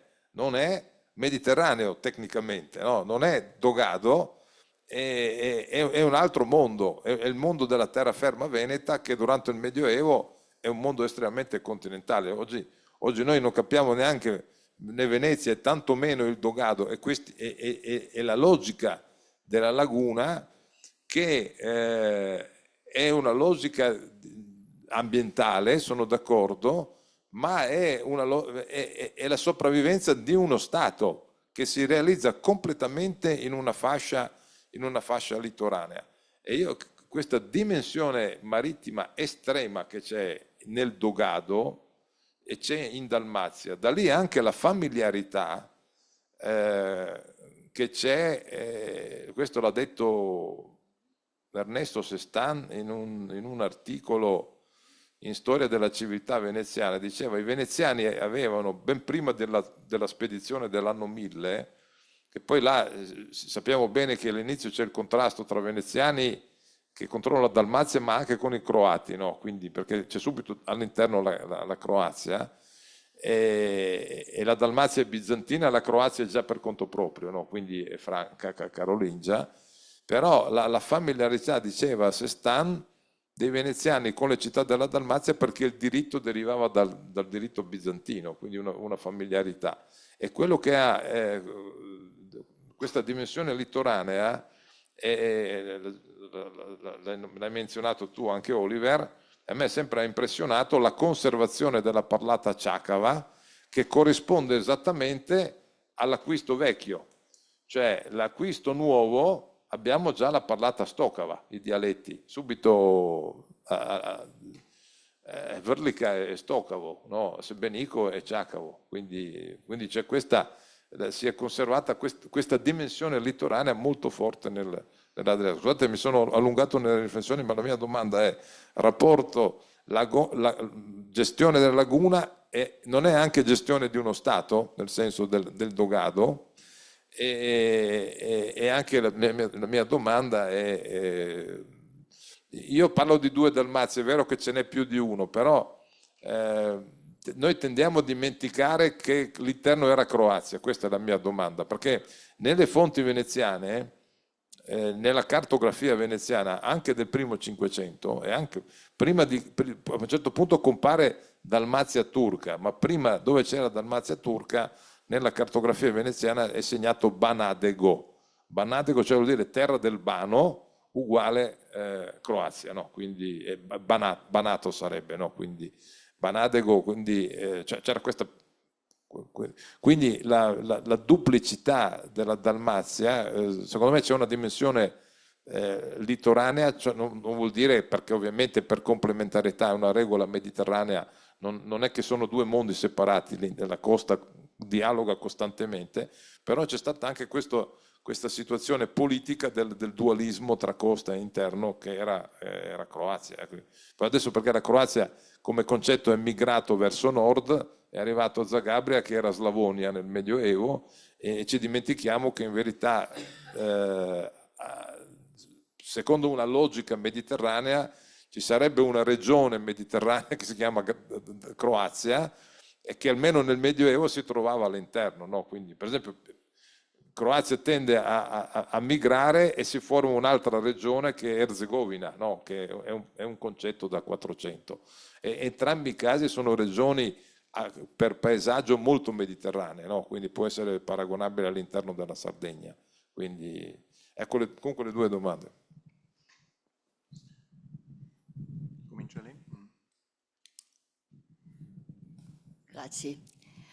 Sì, ovviamente la laguna è il Dogado e che ci sia questa comunità, anche comunità marittima, su questo siamo d'accordo, e anche è per quello che ho tenuto anche a dimostrare la relazione che insomma le attività portuali hanno cambiato anche di posto durante il millennio medievale, insomma che la laguna nord all'inizio era la zona più implicata nelle attività di scambi. Che questa realtà della comunità del Dogado rimane, per una parte non c'è neanche dubbio. Mi piace citare questa pettizio al doge, credo della comunità di Burano della fine 400, che comincia: noi che siamo nati dello stesso fango. C'è questa comunità che esiste, che continua a esistere, che durante la guerra di Chioggia ci sono anche uomini che vengono a combattere, su questo non c'è dubbio. Però quello che cambia diciamo, almeno dal fine del 200, che la gestione della laguna non è più la gestione del dogado. Cioè ci sono delle scelte politiche nel senso largo della parola, e diciamo lo sforzo di gestione, di difesa, di protezione si porta sulla laguna centrale, che è la laguna di Rialto Venezia, e dunque anche la bocca del porto di San Nicolò. Su questo non c'è dubbio. Che le cose ricambiano di scala all'epoca moderna con il problema dei fiumi, su questo non c'è neanche dubbio, ma diciamo ci sono questi movimenti, perché ci sono scelte dalla fine del 200 e soprattutto 300, 400, sono delle scelte politiche che sono anche delle scelte economiche, nel senso che insomma non è che possono cioè, agire da Grado a Cavarzera, e si vede bene anche. Cioè, tipo, per parlare di fiume, il primo intervento sul Brenta cosa fa? E per salvare, in effetti dicono: ah, il canetto arriva fino a San Giorgio in Alga, ci minaccia veramente direttamente, cerchiamo di agire sul corso del Brenta, e cosa deriva di tutto questo? Problemi nel sud della laguna, dunque questo, cioè, veramente per i 3 ultimi secoli del Medioevo la gestione della laguna non è più quella del dogado, si sono scelte, e c'è la morte di quello che ho chiamato la morte di Torcello, ma insomma, come lo sa anche Ermanno, insomma, i problemi della laguna nord sono dei problemi che derivano di una mancanza di interventi, ma scelte politiche anche economici, ovviamente. Grazie. Non ho nessun problema con varie definizioni di Dalmazia. Per me Dalmazia è un plurale, diciamo, dipende dell'epoca, XI, 300, 500, non so. Per non essere storico, vero, direi come storico dell'arte, non so.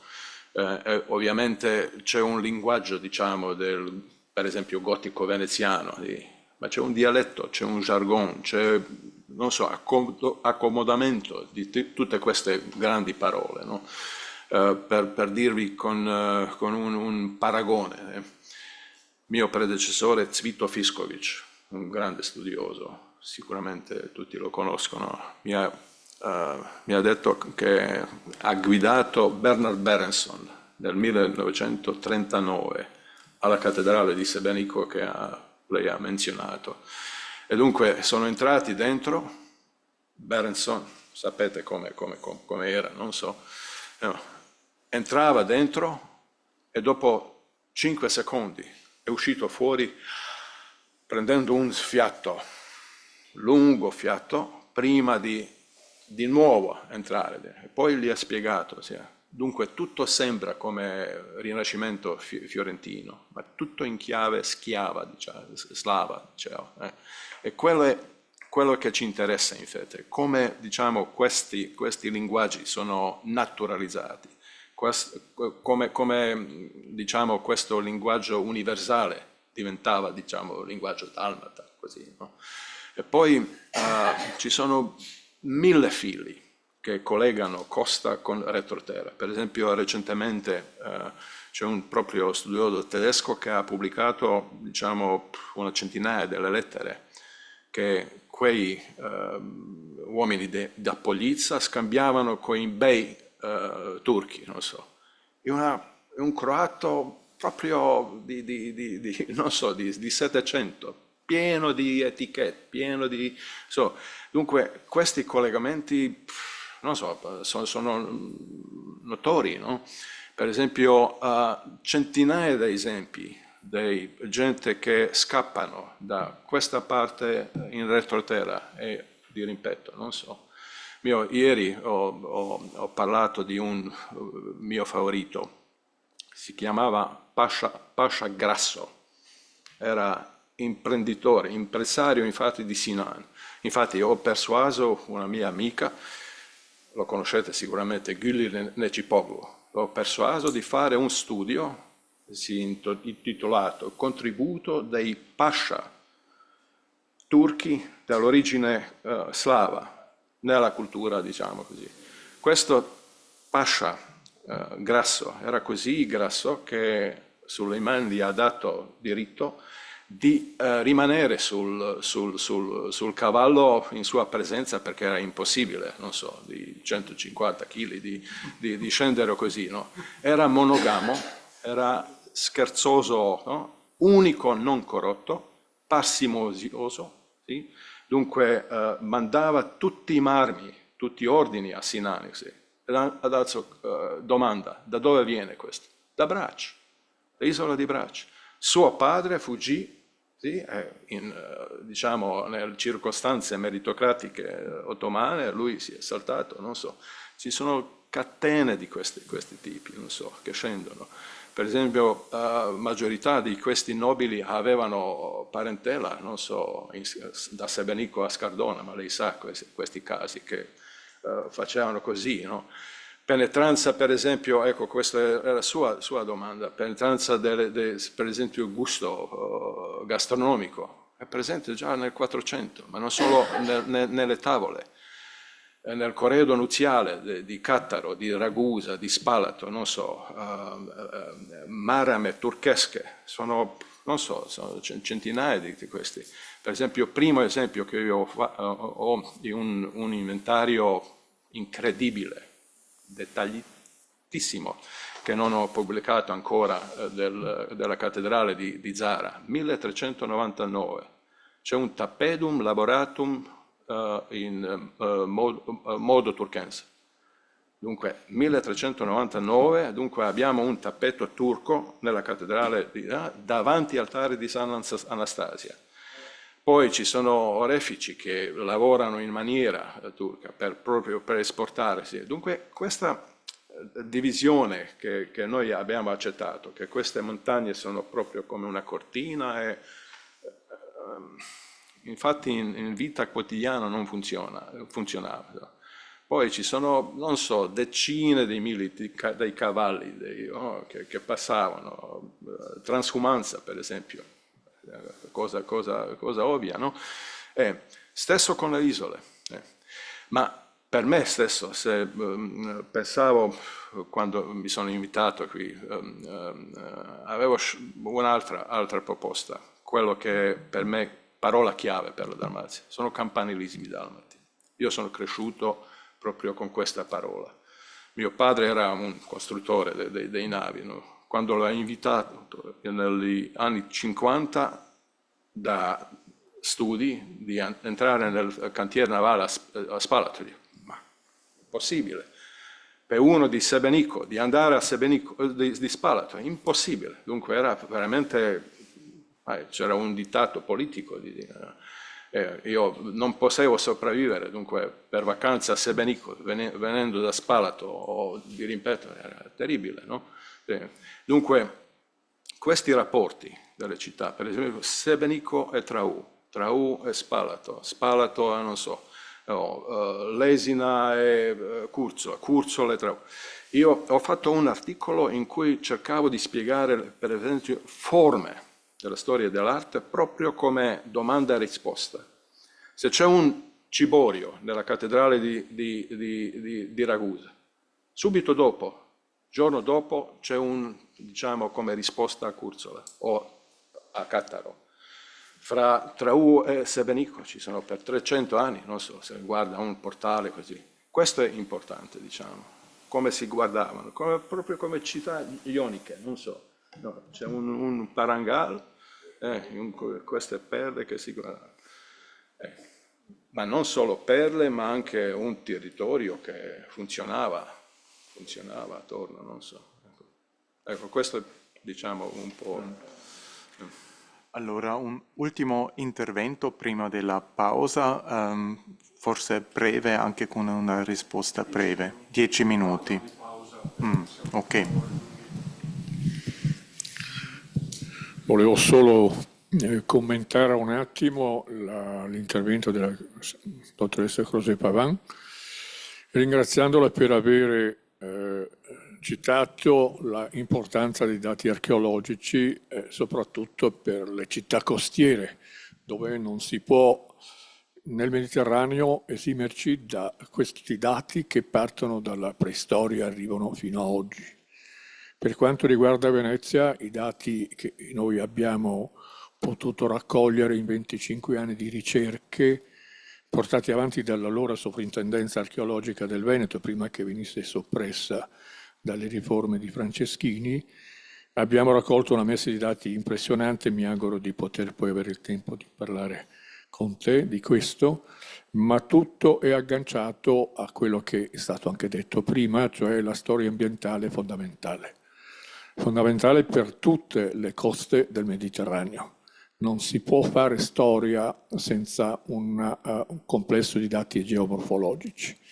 Per Venezia questo è fondamentale perché conferma quanto detto, cioè la storia della portualità di Venezia e della vita di Venezia è legata alla vita dell'ambiente, c'è poco da fare.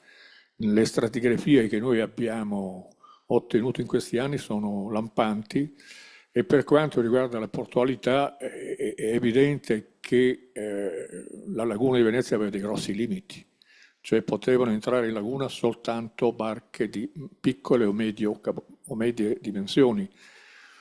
La gestione delle acque a Venezia era di una complessità e di un costo altissimo. Negli scavi archeologici si vede proprio questa scelta che è stata fatta, dove l'intervento privato riguardava lo scavo dei piccoli rii, ma il Canal Grande e l'area davanti alle due colonne che ci sono, che tutti conoscete, indicano la presenza di un porto dove scaricavano, ma scaricavano barche di medie dimensioni. La conferma l'abbiamo dalla carta che noi abbiamo fatto dei relitti trovati in laguna e in mare, carta che non abbiamo pubblicato per ora perché purtroppo a Venezia esiste il problema dei furti subacquei. Molti relitti sono stati depredati, uno che abbiamo trovato intero, questo è un caso unico, alla bocca di porto di Malamocco con tutto il carico. Questo è la cabina del comandante intatta con tutto l'arredo in pochissimi metri d'acqua, 4 metri d'acqua, quindi è stato un caso. Però devo dire che è fondamentale lo studio, così comprendere i dati geomorfologici, anche quelli archeologici, anche per la costa dalmata e quella su dell'Istria, perché ormai i dati archeologici partono dalla preistoria e arrivano ai giorni nostri, sia con i carichi sia come studio della linea di costa, che può cambiare alcune valutazioni sulla colonizzazione, sulla presenza umana in alcune isole del lato orientale dell'Adriatico. Per quanto riguarda i porti, volevo cedere la parola un attimo al dottor Bondioli, che ha studiato in particolare proprio questo problema. Molto velocemente perché c'è la pausa. Allora, per quanto riguarda il professore Orlando, non abbiamo notizie di tappe nel percorso, per esempio tra Zara o Parenzo, dove arrivavano le mute delle galere, fino a Corfù, per alcune ragioni molto semplici. La prima è che mediamente nel periodo che va dal 300 fino anche al 500, una galea di circa 40 metri aveva un pescaggio di 4 piedi, cioè 1,20 metri circa, e aveva un'autonomia di acqua di circa una settimana, non di più. Ora è un tempo più che sufficiente per fare quel tipo di tragitto. Secondo tipo di problema è che i porti che ci sono tra Zara e Corfù, lungo tutta la Dalmazia, ad eccezione di Ragusa ovviamente, ma quella non è veneziana, avevano un basso livello di acque nel porto. Infatti il problema di quando aprirono la scala di Spalato nel 1592, dopo che furono costretti ad aprire la scala di Spalato perché il porto di Narenta si era completamente insabbiato, il problema fu appunto il primo, è quello di scavare il porto di Spalato perché non avevano sufficiente acqua per far passare le navi. Il secondo problema fu quello di creare un sistema di strade che collegassero Spalato con l'entroterra. Il terzo problema fu quello di creare il lazzaretto, perché differentemente dalle località dominate dai turchi, dove non c'erano lazzaretti, per una questione ideologica di religione, tutti i porti veneziani avevano comunque dovevano avere un lazzaretto, soprattutto dopo il 1300, quando venne costruito il lazzaretto prima di Dubrovnik e poi quello del lazzaretto vecchio di Venezia. Per quanto, quindi, e poi c'è anche un'altra ragione pratica, non c'erano sufficienti luoghi, diciamo così, in queste isole per poter rifornire una muta di galere, cioè erano posti veramente molto piccoli. Per la professoressa Cosé Pavin, il problema grosso del sistema portuale di Venezia è sempre stato quello dei canali troppo poco profondi. I canali veneziani al massimo avevano una profondità di 17 piedi, più o meno 6 metri. E questo ovviamente tendevano sempre a insabbiarsi. Ora il problema è che i 17 piedi è un limite massimo per le navi veneziane che non hanno mai potuto avere delle profondità di carena di 18 piedi, eccetera. Questo ha limitato tantissimo, soprattutto non solo le navi mercantili, ma anche le navi militari. Infatti, dopo la metà del 600, quando Venezia si dota di una propria flotta grossa, cioè fatta da vascelli, il problema è che prima non si potevano costruire neanche in arsenale perché avevano le acque troppo poco profonde e infatti venivano costruite a San Domenico e Sant'Antonio.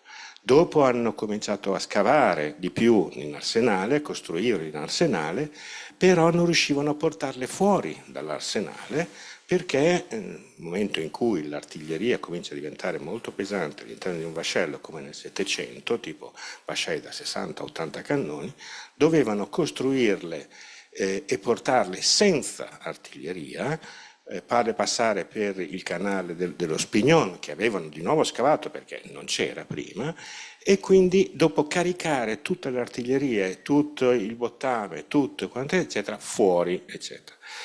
Il grosso problema quindi è che il naviglio mercantile, soprattutto quello diciamo così europeo, tipo quello catalano, ci sono documenti che spiegano che non potendo entrare nel porto di Venezia perché erano molto grandi, dovevano fermarsi a 3 porti. Scaricare, le merci venivano imbarcate su imbarcazioni molto più piccole e quindi portate. Questo è un grosso problema anche dal punto di vista fiscale perché era proibito, siccome l'ammiraglio del porto era lui che portava all'interno del porto tutte le navi con una cinquantina anche di imbarcazioni, dipende dalla grandezza delle navi. Quindi c'è un problema anche di competenza. No, io sto parlando della fine del Cinquecento. Sì. Prima non c'era problema. No, ma...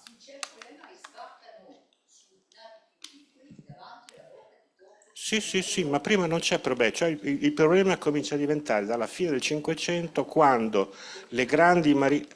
sì, Ma questo isola Venezia nel senso che ovviamente non diventa più un porto con delle grandi capacità commerciali.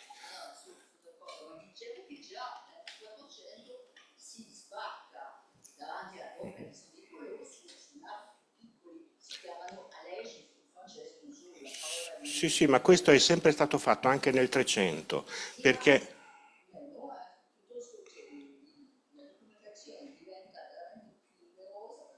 Beh sì, questo certamente, però quello che sappiamo è che anche nel 300 la procedura è questa: quando le navi arrivavano a Parenzo, imbarcavano il pilota d'Istria, il quale lo conduceva. Nel momento in cui arrivavano nel porto a San Nicolò, si imbarcava l'ammiraglio del porto, dopodiché le navi venivano trainate, perché non potevano andare per conto loro, anche perché i canali sono segnalati da bricole, ci sono delle strade ben particolari, e nel momento in cui costruiscono il lazzaretto le navi vanno poi al lazzaretto, sbarcano, le merci vengono sborate, eccetera, eccetera. È tutta una procedura che tra l'altro è stata anche molto poco studiata, perché le navi di cui abbiamo conoscenza di naufragi avvengono sia all'interno del porto di San Nicolò, però molte avvengono fuori, e quindi non sappiamo quali sono esattamente i punti di attracco delle navi tra